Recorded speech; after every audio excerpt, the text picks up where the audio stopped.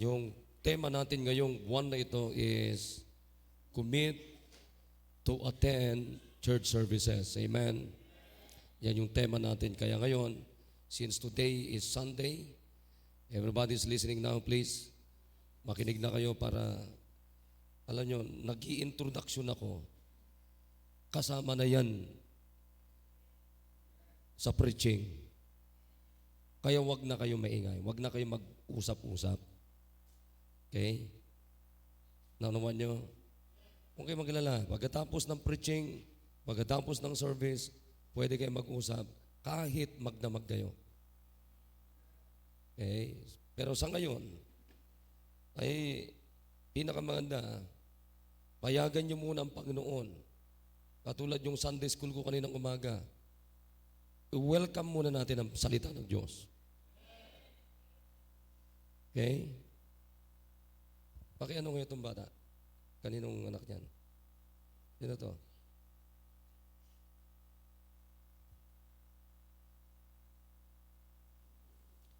Huwag niyong kakalimutan. Tinan niyo ha, pag preaching time, sino ang mga involved dito? Number one, Diyos. Ikaw, ako. Nakuha niyo? Kaya isipin niyo lagi, mga kapatid, na pag preaching na, pag pupunta kayo na church, kasama mo ang Panginoon, at pag makikinig na ng preaching, number one, ang Diyos ang nasa sa ating kalagitnaan, ikaw at ako. Okay? Ako na pinayagan ng Diyos na tumayo dito, ikaw at ang Panginoon. Kaya pinakamaganda, wag na kayong no talking na. Di ba? Yan ang pinakamaganda. Alright.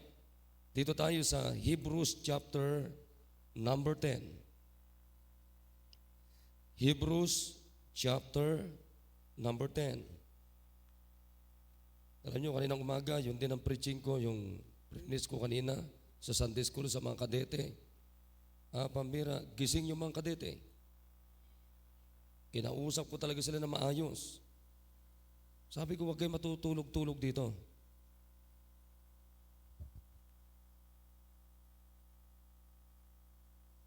Okay, nandiyan na kayo. Let's go to verse number 22. Verse number, magsimula na lang tayo sa verse number 20 para maganda kasi ito eh. Okay, sabi ng Biblia, ako na lang magbabasa. Verse number 20, Hebrews 10:20. Can you shout amen kung nandiyan na kayo? Okay. Sabi ng Bible dito, by a new and living way, which He had consecrated for us, through the veil, that is to say, His flesh, and having an high priest over the house of God. Let us draw near with a true heart, in full assurance of faith, having our hearts sprinkled from an evil conscience and our bodies washed with pure water. Let us hold fast the profession of our faith without wavering, for He is faithful that promise.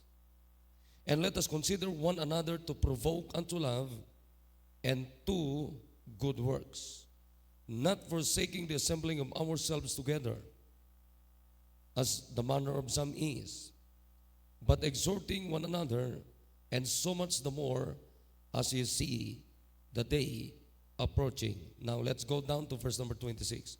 For if we sin willfully, after that we have received the knowledge of the truth, there remaineth no more sacrifice for sins.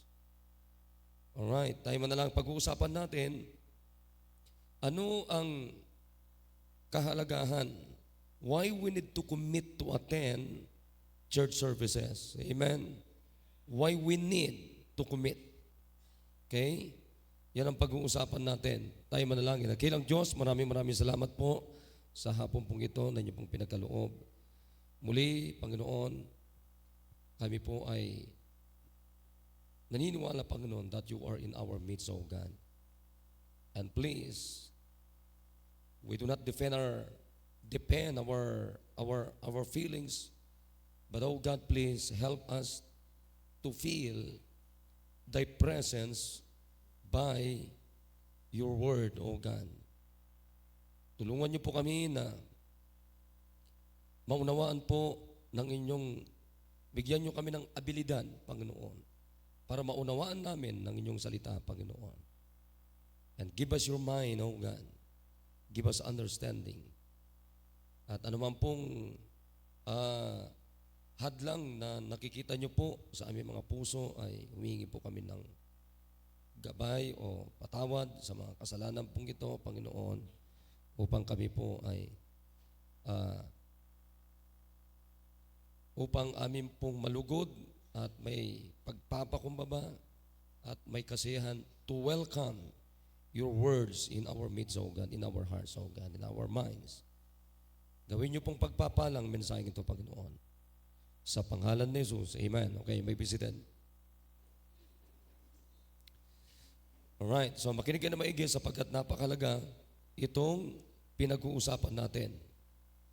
Now, dito sa binasa natin, makikita ninyo mga kapatid, ay one of the most important highlight of the Lord Jesus Christ in the book of Hebrews is ipinapakita dito mga kapatid na sapat na ang Panginoong Jesus sa lahat ng ating buhay bilang mga mananampalataya. Okay, nakuha niyo ko mga kapatid? Sapat na ang Panginoong Jesus. God is so sufficient for us sa lahat ng anggulo ng ating buhay. Kaya nga makikita nyo dito, sinasabi dito na ang Panginoon ay sa Kanya tayo lagi nakatingin, naka-look up. Amen? Ano sabi ng Panginoon? Looking unto Jesus. Amen? The author and the finisher of our faith, who for the joy that was set before Him endured the cross, despising the shame, and is set down at the right hand of the throne of God. So makikita nyo, sapat ng Panginoon na sa Kanya tayo nakafocus. Amen? Huwag tayong papayag mga kapatid na ma-out of focus tayo. Come on, amen? Again, ano sabi ng Panginoon? Hebrews 12, verse number 2, looking unto Jesus. It means to consider attentively. To consider attentively, to focus on it. Amen? You know the word focus, you know the word consider, it means to think carefully. To think carefully. Pinag-iisipan natin. Oo. Kaya nga may isip tayo mga kapatid, kinakailangan pag-isipan natin, gamitin natin yung isip natin para sa Panginoon upang tayo mga kapatid ay makapag-focus to serve God. Amen? Ngayon, kaya makikita nyo dito, ano sabi ng Bible dito? We are now living in a new living life. Simula nung tinanggap natin ang Panginoon mga kapatid, tayo ngayon ay nilinis ng Diyos, consecrated na tayo, kaya tayo ngayon ay may bagong buhay na, kaya meron tayong tinatawag na living new and living way. Amen? Meron na tayo niyan. Kaya ibahin nyo na yung buhay natin noon at ibang ang buhay natin ngayon. Ha? So, ngayon, ano ang pinakamalaga na dapat nating gawin? Mga kapatid, ang pinakamalaga na dapat nating gawin ay lagi tayong nakikinig, nag-aaral, welcome lagi sa atin ang salita ng Diyos. Amen? Now, bakit kinakailangan tayong gumawa ng commitment upang tayo ay laging nandiyan, present tayo sa bawat pagtitipon? Nakikinig, amen? Yan ang napakahalaga niyan sa verse number 25. Tingnan nyo, ano sabi ng Bible? Not forsaking the assembling of ourselves together. Now, isa-isain natin ito. Uulitin ko ito. Sinabi ko ito sa devotion natin, sa family devotion natin. Pero alam ko, hindi kayo nakikinig, hindi kayo nagjo-join doon. So, alang-alang sa inyo, uulitin ko ulit. At sa mga nakapakinig na ito, kinakailangan namnamin mo lalo ito. Nakikinig? Now, isa-isain natin ito kasi gusto ko talaga makita nyo kung gaano kahalaga na wala nang masigit na halaga, wala nang mas importante, wala nang mas mahalaga, mga kapatid, sa bawat pagtitipon na katulad ng ganitong klaseng pagtitipon. Ha? Ngayon, tingnan natin para maunawaan natin ang talata at lahat ng mga binasa natin. Ano sabi ng Bible dito? Not forsaking the assembling of ourselves together. Now, kung ating isa-isahin, mga kapatid, nauunawain yung mga words na yan ay napakahalaga para lamang maunawaan natin. Bakit ganun na lamang ng sabi ng Diyos, huwag ipagpapaliban. Ha? Ibig sabihin, huwag mong iiwanan. Huwag kang mawawala sa bawat pagtitipon. Kaya nga makita nyo, yung word, the first word from that verse number 25, is very important word. Amen? Alam nyo, pag sinabing not, the word not means implying a negative answer. Amen? Negative. Ibig sabihin, hindi sang-ayon. Nakikinig? Hindi sang-ayon. Hindi pabor. Yan. Because the word not is a negative answer. Ang tanong dito mga kapatid, saan hindi pabor? Ha? Saan hindi sang-ayon? Ang Diyos, mga kapatid. Tandaan niyo kapatid, Diyos ang nagsasalita dito. Salita ng Diyos ito. Ha? Amen? Kaisipan ng Diyos ito. Tandaan niyo yan. Galing yan sa mind ng Diyos. So, the word not implying a negative answer expresses an absolute denial. He's denying it. Huh? And used as a function word to stand for the negative of a preceding group of words na tinatawag. Yun yung napakahalagang function ng word na not. Naintindihan natin? Yung word na not, tumatayo yan doon kung saan hindi pabor, kung saan hindi sang-ayon, doon sa mga sinasabi na mga nauna na mga sinasabi. Amen. The word not ay sumusuporta doon sa anumang negative doon sa mga katotohanan ng mga naunang mga talatang sinabi. Naintindihan natin? So that in verse on the next word, mga kapatid, what's the next word? Forsaking. Forsaking, it means to leave behind in some place. To leave behind in some place. Amen? So, kung pagsasamahin natin yan, mga kapatid, ay negative, hindi favor, hindi pabor, mga kapatid. Doon sa isang bagay na maaring pwede mong iwanan. Alright? Nakukuha natin mga kapatid. Now let's go on the third and fourth words para maunawaan na natin kung ano ang isang bagay na hindi mo dapat i-leave behind. Amen? Now, ano nakalagay dyan? Not forsaking the assembling. Assembling. Ano ang ibig sabihin yan? Isang pagtitipon. Nakikinig tayo? So, anong ibig sabihin? Hindi pabor ang Biblia, kapatid. Pagka iniwanan mo itong pagtitipon na ito. Bakit hindi pabor ang Diyos pag iniwan mo itong pagtitipon na ito? Ano bang klaseng pagtitipon? Come on, amen. Wag matulog. hindi mawe-welcome, hindi nyo in-welcome ang salita ng Diyos pag tulog kayo. Ha? Now, ito na ngayon mga kapatid. Ano ang hindi pabor na bakit negative ang Diyos? Negative ang sagot ng Biblia, kapatid, sa isang pagtitipon na hindi mo dapat iwanan. Ha? Ano ba ang klaseng pagtitipon ito? Ito ba ay pagtitipon ng mga lasenggo? Ito ba ay pagtitipon ng mga nagdodroga? Ito ba ay pagtitipon ng mga politiko? Ito ba ay pagtitipon ng kung sino ano-anong pagtitipon?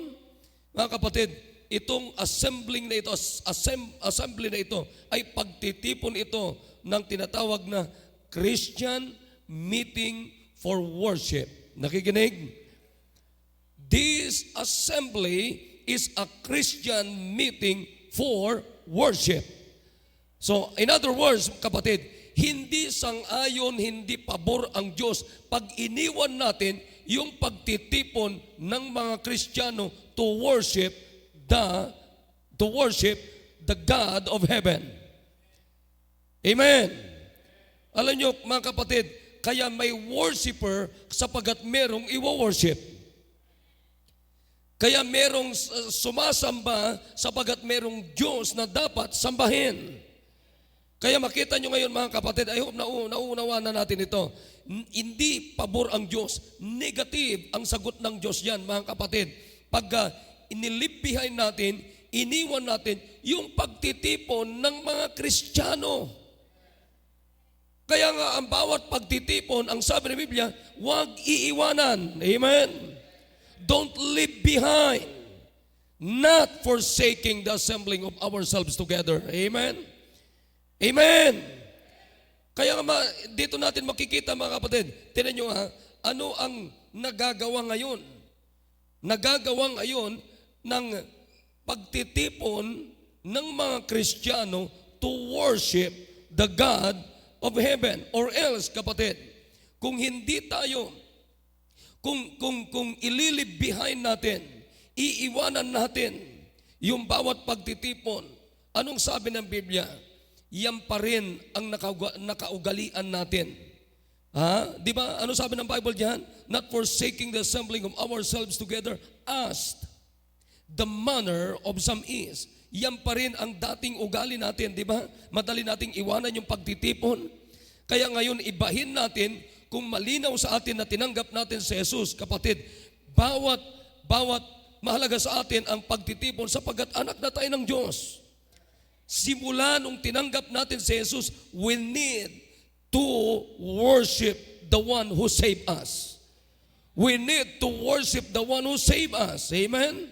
So nagkasundo tayo na meron tayong lugar na specific na lugar kung saan tayo magsasama-sama, doon tayo mag-a-assemble, kapatid, to worship God. At pagka tayo'y wala dyan, anong sabi ng Panginoon? Negative ako sa ginawa mo. Amen? So, what's the purpose? Why? We need to commit every services ay present tayo dyan. Dapat nandiyan tayo. Ang napakalagang layunin ito sa buhay natin. Number one, ang pagdalo sa bawat pananambahan, it will help us to be more closer to God. Nakikinig tayo, amen? It will help us to be more closer to God. It will help us every messages from every services, mga kapatid. Yan ay malaking tulong yan at yan talaga ang design ng Diyos para tayo ay ilapit sa Kanya at maging malapit sa Kanya, kapatid, hanggang sa close tayo sa Panginoon. That is why in verse number 22, ano nakalagay dyan? Tingnan natin na maigi. Ano sabi ng Bible dyan sa verse number 22? Let us draw near with a true heart in full assurance of faith. Let us draw near. Magsilapit tayo na merong pusong merong kasiguraduhan. Nakikinig tayo? Full assurance of faith. It means entire confidence. Mga kapatid, meron tayong, alam nyo ba na napakalaga na magkaroon tayo ng kumpiyansa sa ating pananampalataya?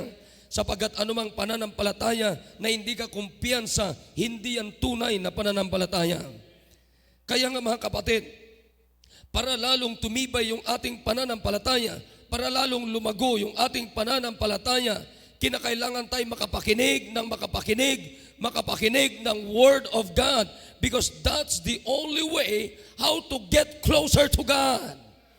That's the only way how to have a full assurance of faith.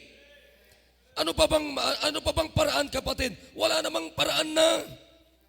Ano pa bang paraan para tayo ay maging solid, para yung ating pananampalataya ay maging solid na pananampalataya, kundi pakikinig lamang ng salita ng Diyos?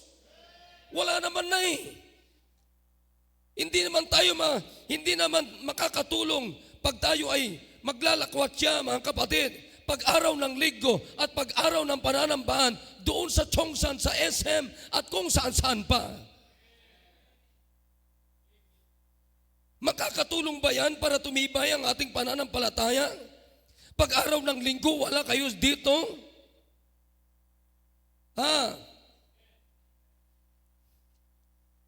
Papaano titibay ang ating pananampalataya? Kundi sa pakikinig at pakikinig at pakikinig at pakikinig at pagtanggap ng salita ng Diyos. Kaya makita nyo, anong sabi ng Biblia sa Romans chapter 10 and verse number 17? Amen. Anong sabi ng Bible? So, then, alam niyo yon? Buksan niyo Bible niyo. Anong sabi ng Bible? Romans 10:17. Basahin niyo na malakas. Kayo magbasa. Come on, ready? Everybody, read. Di ba? Anong sabi ng Bible? So then faith cometh by hearing, and hearing by the word of God. Amen. Ano sabi ng Bible dyan? So then faith cometh. Kailan darating ang pananampalataya? Anong sabi ng Biblia? Hearing by the word of God. No, you're wrong. Kailan makakarating sa atin ang pananampalataya? Kailan ka magkakaroon ng pananampalataya? By hearing the word of God. No. Anong sabi ng Bible? Hearing and hearing. Hindi minsan lang sinabi dyan. Anong sabi ng Bible? Hearing and hearing by the word of God. Ibig sabihin, mga kapatid, hindi lang dapat tayo minsan makinig ng salita ng Diyos, kundi paulit-ulit at paulit-ulit na tayo ay makikinig, mga kapatid, ng salita ng Diyos, so that your faith will become full assurance of faith. Kaya nga hindi dapat tayo nagsasawa. Amen. Alam nyo ba kung gaano kaimportante ang pananampalataya? Nakikinig ba kayo? Alam nyo ba kung gaano kaimportante ang pananampalataya? Alam nyo ba yung mga forefathers natin, they live by faith. Tingnan nyo dyan sa chapter 11. Chapter 11 in the book of Hebrews. Ano sabi ng Bible? Through faith, we understand the worlds were framed by the word of God, so that the things which are seen were not made of things which do appear. Like Abel. Tingnan nyo si Abel. Tingnan nyo si Enoch. Nakikinig tayo. Tingnan nyo si Noah. Tingnan nyo si Abraham. Tingnan natin si Sarah. Tingnan natin si Abraham. Napakarami dyan, mga kapatid. Nandyan si Isaac. Nandyan si Jacob. Nandyan si Joseph. Nandyan si Moses. Nandyan si Rahab. Nandyan si Gideon. nandyan si Samson, nandyan si Samuel, nandyan si Jephthah, nandyan si David, mga kapatid. And they live by faith. They live by faith. They don't live by sight, but they live by faith. Namuhay sila, mga kapatid, na merong solid na pananampalataya sa Diyos. That is by faith.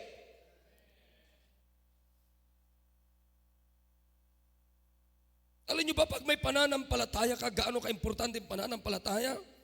Look at chapter number 11, verse number 1. Now faith is the substance. Faith is the substance of things hoped for, the evidence of things not seen. Kapatid, alam niyo ba, pag may pananampalataya ka, may nakikita ka na hindi nakikita ng iba? Come on, amen.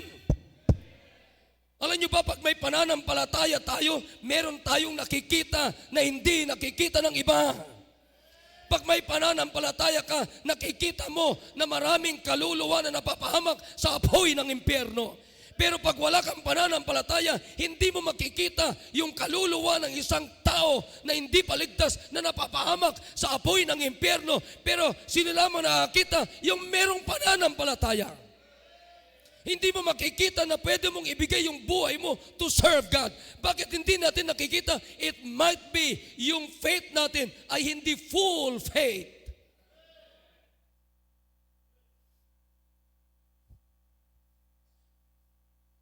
Hindi lang natin alam kung gaano ka-importante yung pananampalataya. The truth is, we must learn to live by faith.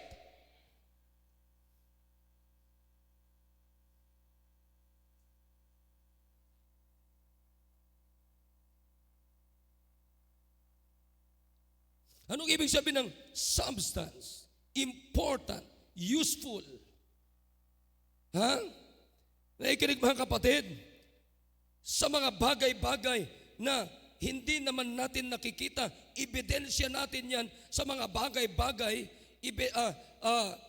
yan yung pinakasustansya ng ating pag-asa. Yan yung ebidensya, kapatid, na hindi nakikita ng ating literal na mata. Pero meron tayong pananampalataya. Kaya natin nakikita yung mga bagay na hindi nakikita ng ating literal na mata.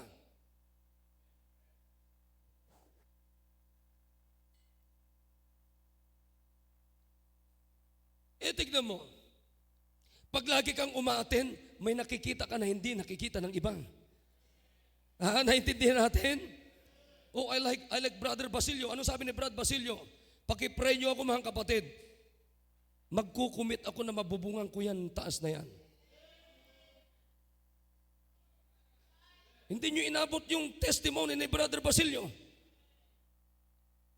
Kung gagamitin ako ng Panginoon, sabi niya, please pray for me. Gagamitin ako ng Panginoon para mabubungan ko yung tuktok na yan. Kapatid, that's faith. That's faith. May nakikita siya na hindi nakikita ng iba. That is faith. Sino si Brother Basilio, mga kapatid? Kaya bukas, tuklapin natin yung bubong ng bahay niya. Wag. Oo, kapatid. Pananampalataya yon.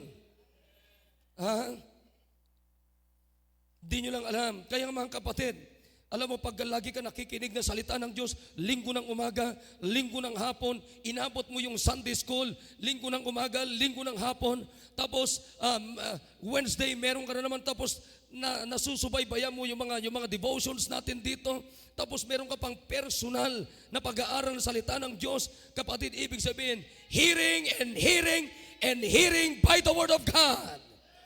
Makikita mo, kapatid, sasabihin ko sa iyo, kakaibang pananampalataya mo. Meron kang kakaibang buhay na hindi katulad ng buhay ng mga taong bihira lang sumulpot sa simbahan, bihira lang magbukas ng Biblia niya, bihira lang makinig ng salita ng Diyos.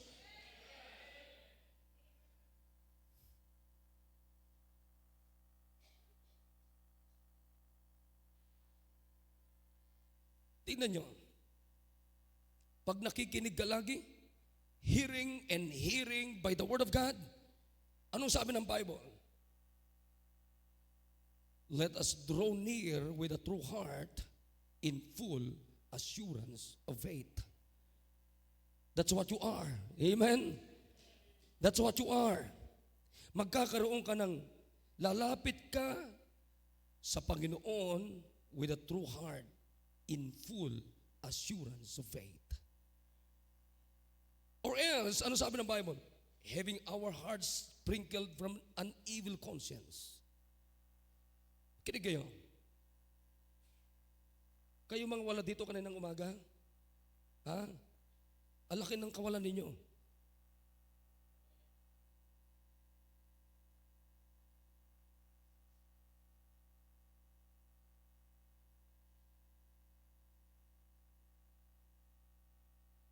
Pag hindi ka dumalo sa isang pananambahan lang, kung ano-ano na ang pwedeng ilagay ng dyablo sa ating puso.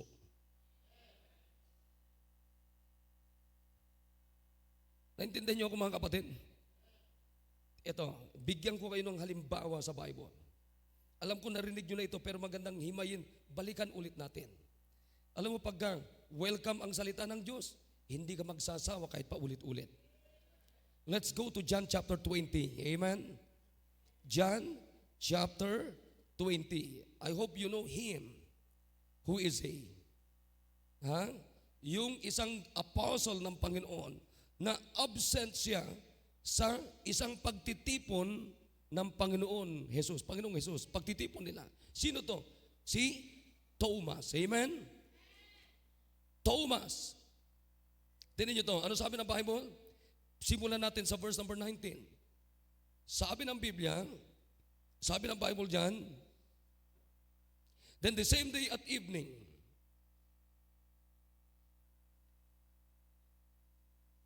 umaga, hapon, gabi, evening, ha? Being the first day of the week. Ano yung first day of the week? Sunday. Di ba? When the doors were shut, where the disciples were assembled for fear of the Jews, came Jesus and he stood in the midst and saith unto them, peace be unto you. Di ba? Nagtipon sila, nag-service sila. Linggo. Amen.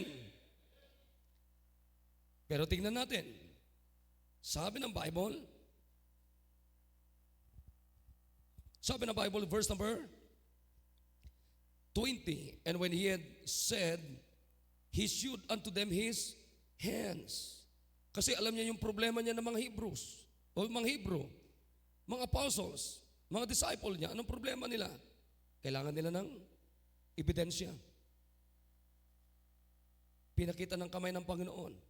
In his side, pinakita niya yung kanyang tagiliran. Then were the disciples glad at nakita nila when they saw the Lord. Amen? Amen. Alam niyo, natuwa sila sapagkat nakita nila yung bakas ng kamay ni Kristo, yung bakas ng tagiliran ni Kristo, mga kapatid, mga sugat niya.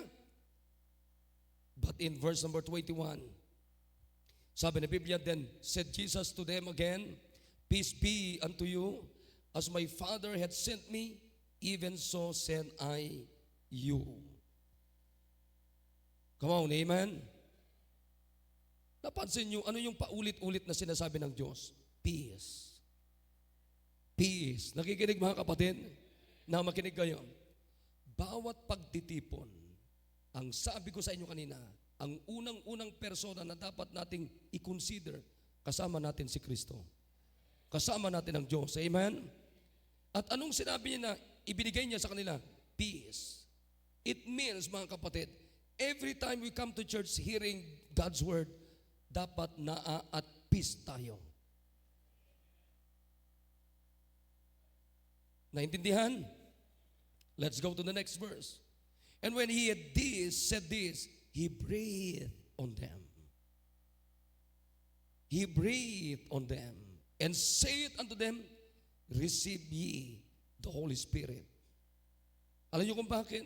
Sapagkat paalis ng Panginoon, paakyat ng Panginoon sa langit, the moment na hindi na nila kasama si Kristo, sino na ngayon ang kasama nila? Holy Spirit. Of course, hindi natin kasakasama si Kristo physically, pero sinong kasakasama natin? Holy Spirit. Naintindihan? Unawain niyo ito, mga kapatid. This is doctrine. 23. Whosoever sins ye remit, they are remitted unto them, and whosoever sins ye retain, they are retained. But, alright, makinig kayo. Nandiyan na kayo? Verse number 24. Tingnan nyo habang binabasa ko. But, whose name? Thomas. Bakit si Thomas? Wala siya. Di ba?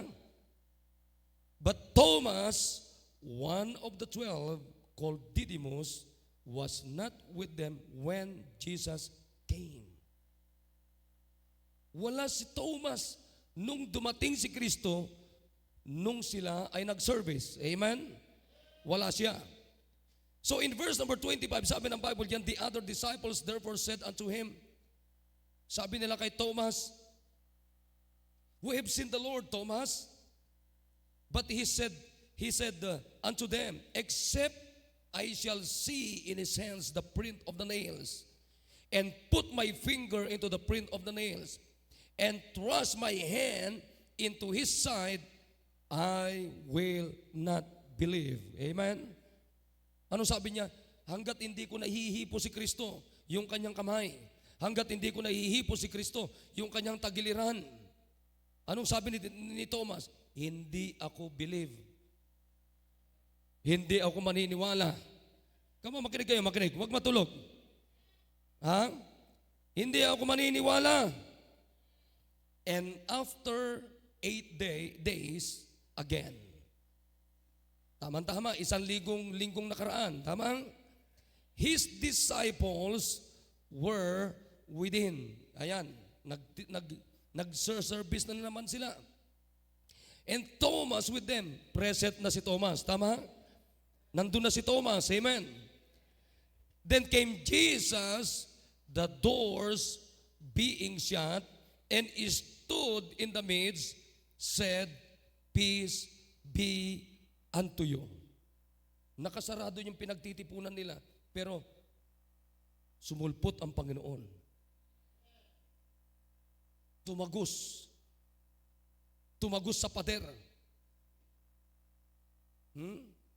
Makinig kayo. Alam nyo ba, pag isang araw, wala na tayo sa katawang ito, ano mangyayari sa atin? Magiging glorified body na tayo. Yung katawan ni Kristo dito, mga kapatid, magiging ganun ang ating katawan. Glorified body. Tuloy natin. Kung ano nangyari. Sabi ni Thomas, hindi ako naniniwala sa inyo. Pero hanggat hindi ko nahihipo ang kamay ni Kristo, hindi ko nahihipo ang tagiliran ng Panginoon, I will not believe. Ha? Nang tanong, mga kapatid, nagkakasala ba si Thomas dito nung sinabi niyang, I will not believe? Maaring hindi. Pwede siyang hindi magkasala, pwedeng magkasala. Una, kapatid, kailangan niya ng proof. Pero mga kapatid, ang pinakamagandang proof natin ay walang iba sa panahon natin, walang iba kundi salita ng Diyos. Ha? Eto na ngayon. Ano sabi ng Panginoon? Nandun na si Thomas, peace be unto you. And then verse number 27, tingnan nyo na maigi. Ano nakalagay dyan? Then saith he to Thomas. Sinong kinausap niya dito, mga kapatid? Si Thomas. Ano sabi niya? Reach hither thy finger, and behold my hands, and reach hither thy hand, and thrust it into my side. Sabi niya kay Thomas, sige, hipuin mo yung kamay ko. Thomas, hipuin mo yung tagiliran ko. Ha? Pero anong kasunod na sinabi ng Diyos? And be not faithless. Come on, amen? And be not faithless. Amen? But believing. Kapatid, yan ang sinasabi ko sa inyo. Ano ang mangyayari sa atin, pwedeng mangyari sa atin, pagpa-absent tayo. Si Thomas isang absent lang. Anong nangyari sa kanyang pananampalataya? Naapektuhan yung kanyang pananampalataya. Anong nangyari sa kanyang pananampalataya, kapatid? Naging faithless siya. Nagduda ka agad. Hey, kinig tayo. Faithless. Ang gustong mangyari ng Diyos ay full assurance of faith. Hindi faithless. Tingnan mo kapatid, pagka ikaw ay nawala ng linggo ng umaga, nawala ng linggo ng hapon, nawala ka pa ng Wednesday, hindi ka pa nakasubaybay sa mga devotion natin mga kapatid, hindi ka pa nagbabasa ng Bible mo, kapatid, ano mangyayari sa iyo? Sa iyo, ano ang mangyayari sa iyong pananampalataya? You will become faithless. Your faith will become faithless. Magbabago ka. Tingnan mo anong sabi ni Thomas? Nakita namin ang Panginoon, kasama namin ang Panginoon. Ano man sabi ni Thomas? Hindi ako naniniwala hanggat hindi ko nahihipo. So anong sagot ng Diyos sa kanya? Anong sabi ng Diyos sa kanya? You are faithless. Amen. You are faithless. Kaya anong sagot ni Thomas? Ano sabi niya? And Thomas answered and said unto him, My Lord and my God. Anong ibig sabihin niya mga kapatid? And now, Thomas, sapagkat present na siya, he was now fully convinced. Ha? Kapatid, paano ka makukumbinsi kay Kristo kung wala ka naman? Pero madali kang makumbinsi sa Panginoon mga kapatid kung present ka sa bawat pananambahan. Kaya mga kapatid, huwag tayong pawala-wala, huwag tayong pa-absent kapatid. Ang pinakamalaga na matutunan natin, marami tayong rason para umabsent. Pero mga kapatid, dapat mas marami tayong rason para dumalo. Kung gaano karami na hindi tayo dumadalo, ang dami nating rason, ang dami nating mga reasons out, ang dami mga excuses kapatid. Pero dapat mas marami tayong rason, mga kapatid, na gagawin kaysa rason natin para hindi dumalo, kundi mas marami tayo, mas matalino tayong gumawa ng rason para dumalo. Or else, sa halip na humantong ka kapatid sa full assurance of faith, ano mangyayari sa pananampalataya mo? Faithless. Hanggang sa makita mo ang kapatid, hanggang sa makita mo, pawala ka na ng pawala, pawala ka na ng pawala, palayo ka na ng palayo. Samantala kapatid, pag lagi ka nakikinig tungkol kay Kristo, palapit ka ng palapit, you will get closer to the Lord Jesus Christ. Isa lang ang absent mo, magiging faithless ka kaagad.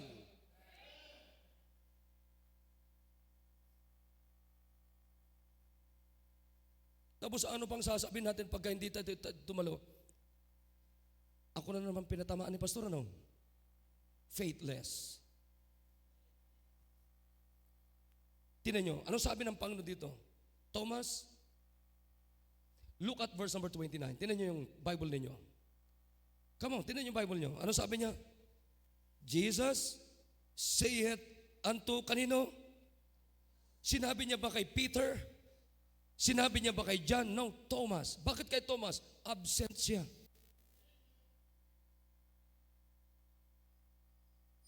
Abay, matinding Panginoon. Makinig kayo. Matinding Panginoon.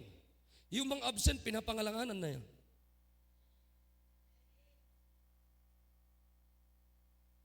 Nakuha niyo mga kapatid?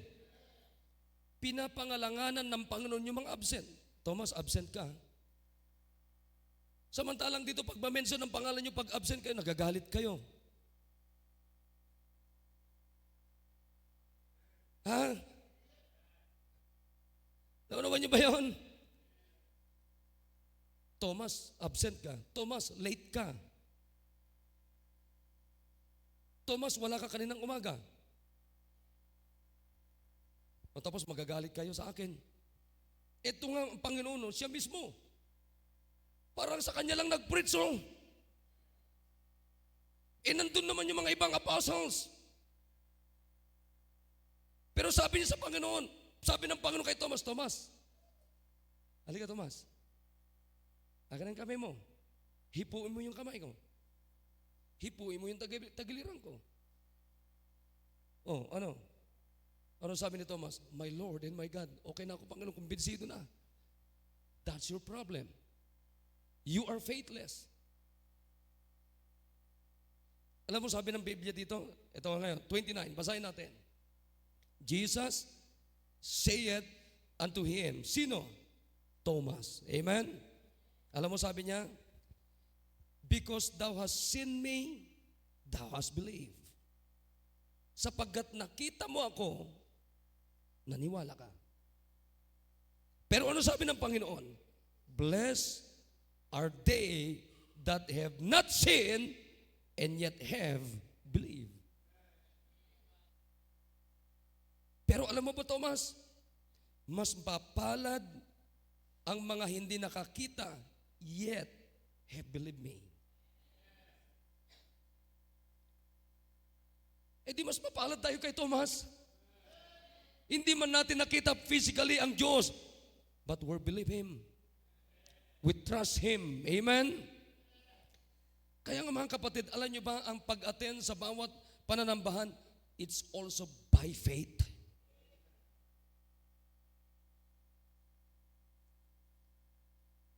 Kaya makita nyo, what's the issue? What is the issue when Thomas did not attend the first service? Faith. Kaya alam nyo ba mga kapatid, bawat dadalo na pananamba na dadaluhan natin kapatid, it's also by faith. It's always by faith. So let us learn to walk by faith, not by sight. Tingnan nyo kapatid kung by faith, minsan, ayokong maten kasi makikita ko na naman siya. Naaasar ako sa mukha niya. O kaya naman hindi ka a-attend, bakit? May inutangan ka. Siyempre naaasar ka, bakit? Hindi pa siya nagbabayad. Iyan ang sinasabi ko sa inyo. Na dito sa ating simbahan, pwede manghiram. Huwag lang kayo mangutang. Pwede yung pastor? Pwede. Pwedeng manghiram, huwag lang mangutang. Kaya ngayon yung utang na sinasama, term ninyo, baguhin nyo ngayon, pahiram. Huwag nang pautang. Amen? Kasi sabi ni pastor, huwag mangutang, magpahiram. Pahiram ng 10,000 mo.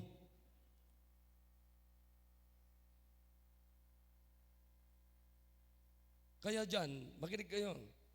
Kaya, I'm sorry pero salamat naman. Kaya minsan ayaw kong pumunta yung mga nagtitinda dyan kasi binibigyan nyo ako. Thank you pag binibigyan nyo ako. Pero alam nyo, sa totoo lang, okay lang ako kahit niya ako bigyan. Bakit? Kasi natutuwa ako pag nagbebenta kayo dyan ng kung ano-ano. Pero please, huwag nyo naman ang utangin na. Akalain mo, ano yung tinitinda nyo na bilog-bilog? Ano yun? Ano yung bilog-bilog? Ano yung tawag doon? Hindi. Siomay. Huwag nyo namang utangin na. Kayo talaga. Ngayon kung uutang kayo, bayaran nyo. Huwag namang 1 buwan. Lugi na siya. Amen? Grabe naman yan. Kaya minsan ayoko mag-ano talaga eh. Binibigyan nyo ako. Sabi ko, wag na sis. Ibenta mo na lang yan. Okay lang ako. Pera na lang. Alam nyo ba yun? Nakikinig kayo mga kapatid?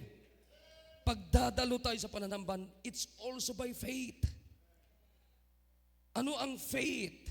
Paulit-ulit na naririnig natin. Ang pananampalataya ay pagtitiwala sa Diyos based on His Word. That's faith. Amen? Amen.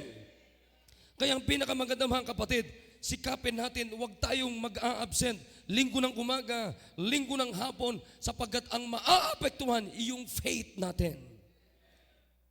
We will become faithless. Kapatid, pag faithless na tayo, sa halip na pa-close tayo sa Panginoon, palapit tayo sa Panginoon, padistansya tayo sa Diyos. Hanggang sa isang araw, believe me mga kapatid, isang araw, wala ka ng ganang dumalo sa service. Ano sasabihin mo? Nahihiya na ako, pastor.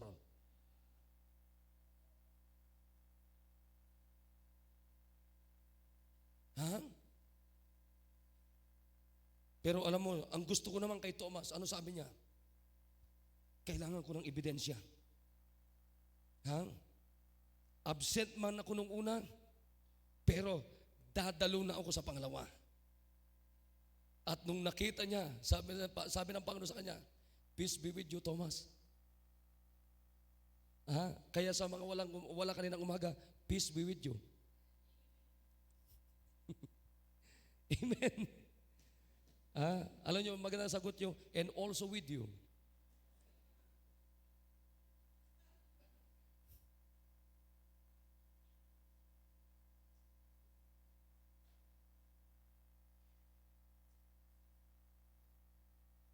Hanggang sa isang araw, kapatid, palayo na kayo ng palayo, palayo na kayo ng palayo, palayo na kayo ng palayo, palayo na kayo ng palayo.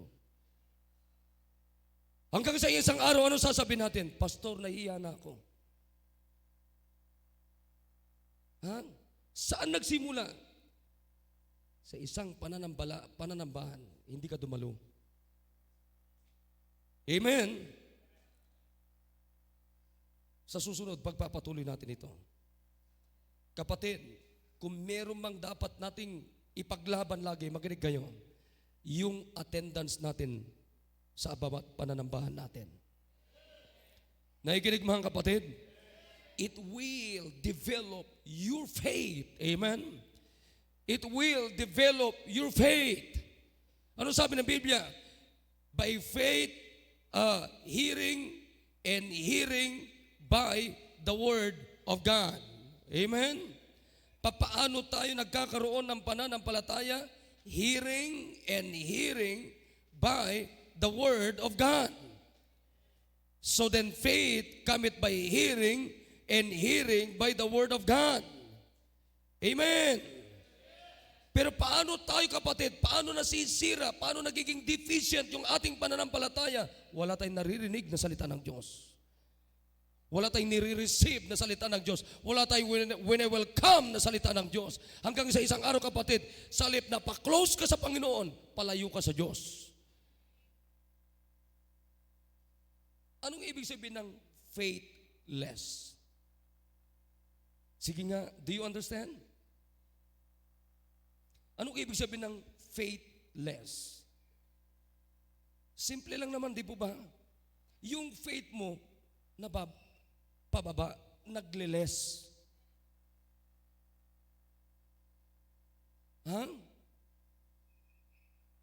Isang hindi lang pagdalo ni Thomas. Anong nangyari sa kanyang faith? Faithless.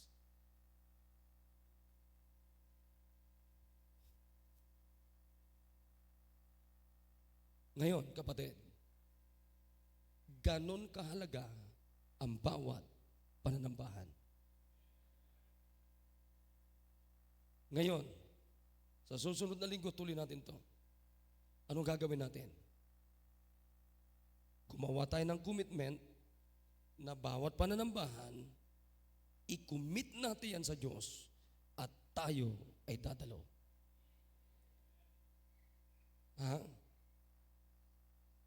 Sino ang makakapagtaas ng kamay ngayon? Pastor, gagawa ako ng commitment na bawat pananambahan, dadalo ako. Can you raise your hands? Alright. Come on. Naintindihan yung tanong ko? Tumayo tayo lahat. Let's come to the Lord. Let's come to the altar. Sige, bilisan natin. Huwag niyong gawin dyan sa upuan. Dito tayo sa lahat. Except kung may mga sakit kayo.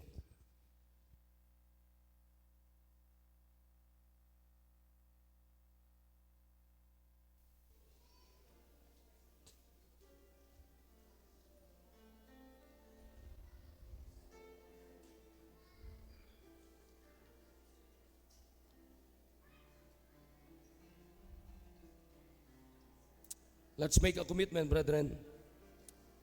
From now on, magsimula tayo ngayon. Sabi natin, Panginoon, gagawa ko ng commitment and I'll fight for it.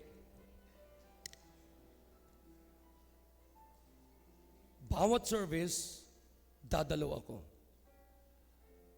I don't want to be faithless. Alam mo, ang nakakatakot pagka pabawas ang pananampalataya mo. Hindi pa solid yung pananampalataya mo. Matakot tayo, kapatid, pag naging faithless tayo. That's big problem. Sunod-sunod ng problema natin, mga kapatid, pag naging faithless tayo. Just like Thomas. Kaya ngayon, gumawa tayo ng commitment. Sabi natin sa Panginoon, Panginoon, atin ako ng linggo ng umaga. Atin ako ng linggo ng hapon. Atin ako ng Wednesday service. Atin ako ng discipleship service. Atin ako, makikinig ako sa mga devotion. I don't want to be faithless.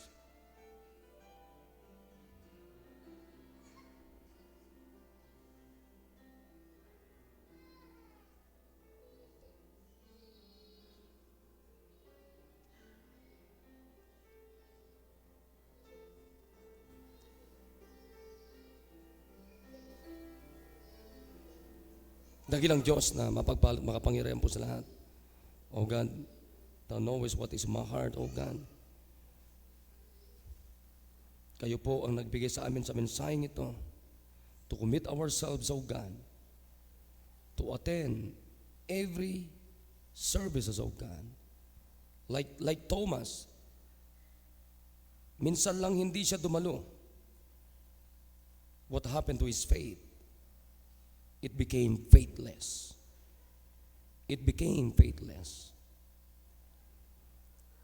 Samantalang, Panginoon, naniniwala kami na bawat mensahe, magiging instrumento ito, Panginoon, na kami ay lalong magkaroon, ma-develop yung aming closeness sa inyo, ma-develop yung aming relationship, ma-develop yung aming pananampalataya, Panginoon, upang hindi kami makaabot, makarating, mailagay sa kalalagyan na faithless na pananampalataya. Bless niyo po mga anak ninyo, Panginoon. Nawa po naunawaan po nila. Nawa po, welcome po. Winelcome namin ang inyong salita, Panginoon. Salamat po. I-bless niyo po ang mga anak ninyo. Sa pangalan ni Jesus. Amen. All right. Can you shout amen?